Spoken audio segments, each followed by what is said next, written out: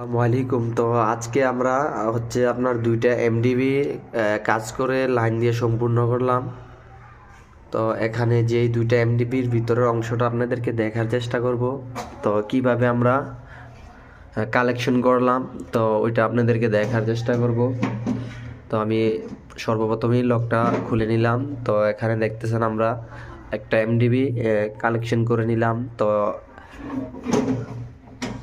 এখানে আপনার দেখতেছেন বোল্ট এবং কি ইন্ডিকেটর রেড ব্লু এবং কি বোল্ট। তো এখানে আমরা 2 মিটারে ব্যবহার করলাম চারটা 100 এম্পিয়ারের সার্কিট ব্রেকার। তো এটা হচ্ছে আরেকটা। তো এটা তো সেম একইভাবে ব্যবহার করলাম। তো এটার ভিতরের অংশটা দেখার চেষ্টা করতেছি।